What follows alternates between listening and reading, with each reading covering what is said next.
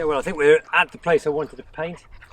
I'm going to take this scene here, a lovely chateau in the hollow, and what I might do is actually use a little bit of artistic license and put a path around here and dropping down into the distance. So let's get it set up. Okay, once I've got the scene sketched lightly with a 2B pencil, I'm starting to add some colours to the sky, which is a cerulean blue mixed with a little bit of Pthalo blue, I think, just to give that richness of early spring skies. I'll keep this wet and with a damp brush just sort of blend it down towards the hillside.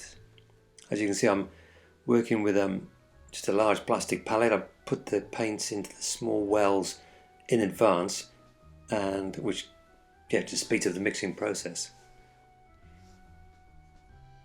Now on those distant hills, starting with a bit of pale yellow ochre, and as I come forward I'm adding some burnt sienna and some stronger greens.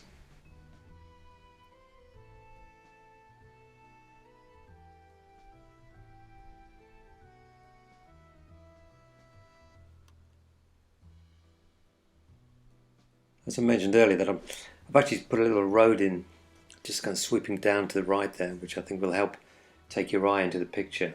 So at the moment I'm just putting in some stronger greens in the foreground. I'm just wiping away the path there as well. I'm going to come back to that later on. At this stage everything's pretty much wet in wet, so there's a nice kind of soft blending going on.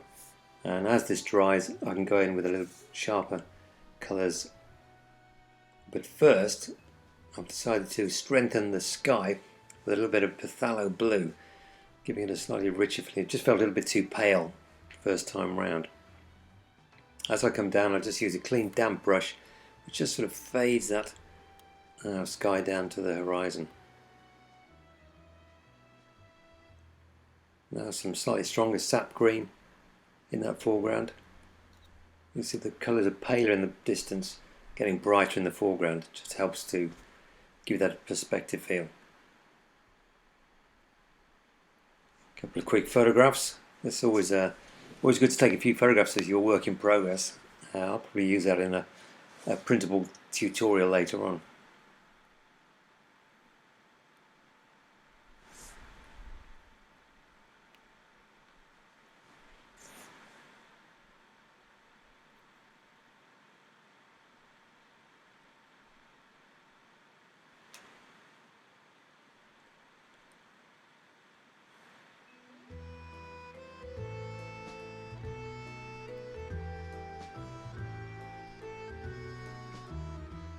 Okay, right, just adding some distant hills. Looks like I've got a little bit of burnt umber and probably some cobalt blue just to give that kind of slightly green feel. Once again, very pale.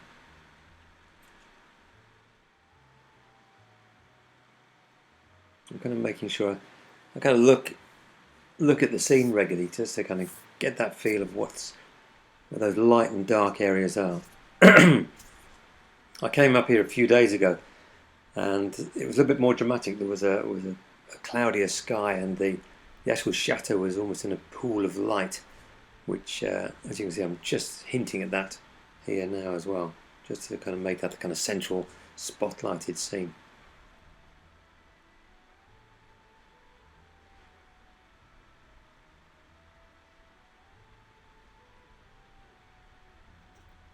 Mixes of burnt sienna, and there's a little bit of hooker's green I think coming in as well now, slowly building up those spring vineyards in the foreground of the chateau.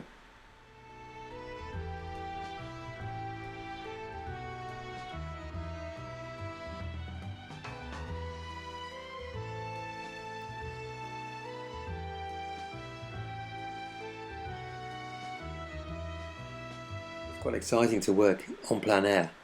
It's very much live, and you're just taking a deep breath and diving in. But the colours are all happening in front of you. I mean, the good thing about it not being a cloudy day is that the light is pretty steady. You're not getting kind of big changes of shadows moving across the landscape. Just adding a little bit of intensity to the distant hills. Might even add a little magenta to that. Just added a hint of a sort of thin magenta on the right hand side just to help that light and shade. As you can see in the sky, I've actually wiped some of the blue away with a damp brush just to suggest high clouds. As you're working outside as well, you'll find that the layers will dry quite quickly, and then, as you can see now, I'm just adding some finer details. I'm getting some trees around the chateau, which is going to help it stand out more, and putting some distant kind of clumps of trees on the ridge there as well.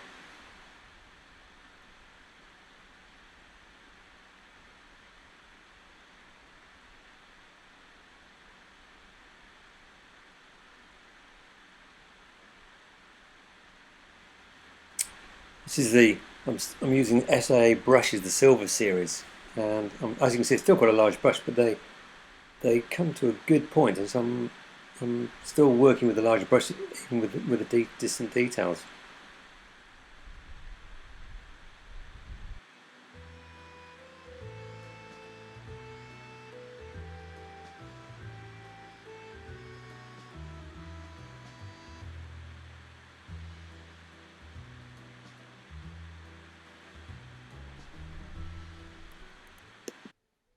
So continuing on with the details, still putting in those distant trees on the ridge there.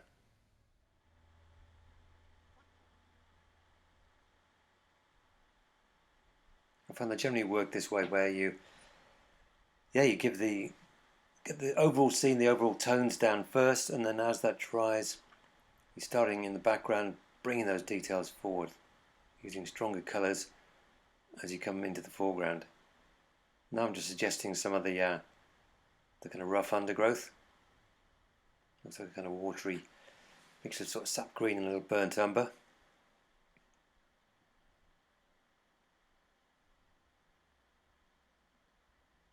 Still with that big brush. Just trying to build up some tone to emphasise the track going through into the middle distance.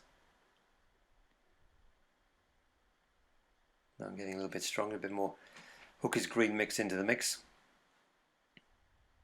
Still very loose and spiky, flicked up grass. That next dark layer is still fresh and not blending too much with the layer below.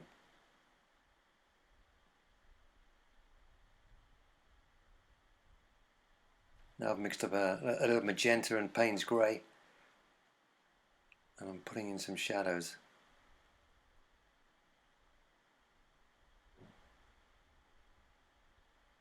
A mixture of spiky strokes and some flatter brush strokes as well.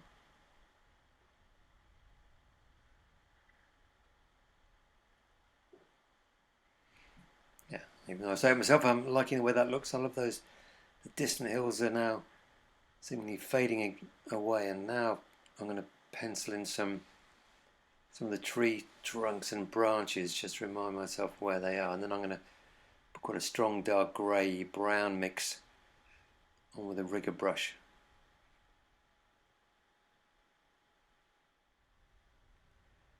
Before I started painting the trees on in the foreground there, I realised I've just stood back and just assessed the whole scene, and I've decided to put a little bit extra greenery in the background just to sharpen those ridge lines there in the background.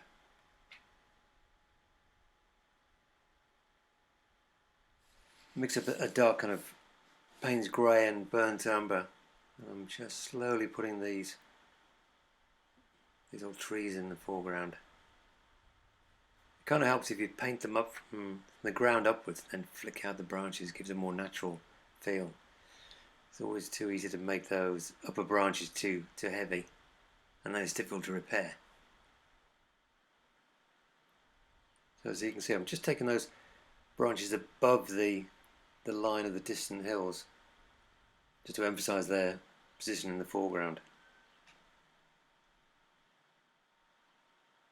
Just hinted one or two smaller trees down in the dip as the path goes down. I think I'm using a little artistic license here. Try and keep the water fresh though. That keeps your colours fresh as well. On occasion I'll wipe out the well on the actual palette, and as I've done here, just to keep the white pure, I've used like a white gouache, which just gives you a lovely thick opacity. I guess not strictly watercolour in the true sense. You could have done the blossom with a masking fluid, but I think I tend to prefer working with a gouache on top. I've got pure white here, but I think I'll add just a little hint of pink to suggest some shadow area as well. Keep the paint nice and thick when you're putting the white on, because it can, if you've got it too watery, it'll tend to kind of soak in the colours beneath. So you need to have let the background dry, mix up the paint strongly, then just dab that in. And it really gives a little sparkle to the whole scene.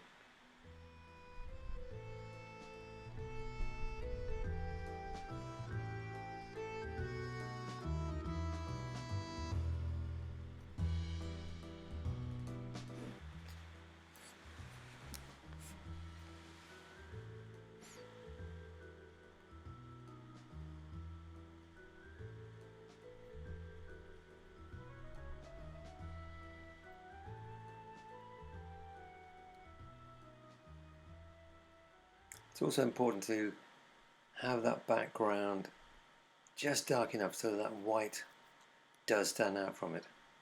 As you can see, that's probably why I put the extra line of trees on the left hand side there, just as a backdrop for the white blossom to shine out from. Great, well that's today's painting finish. I've really enjoyed doing that. If you've enjoyed the tutorial, please hit the subscribe button below to receive information about upcoming videos, and I look forward to speaking to you again soon.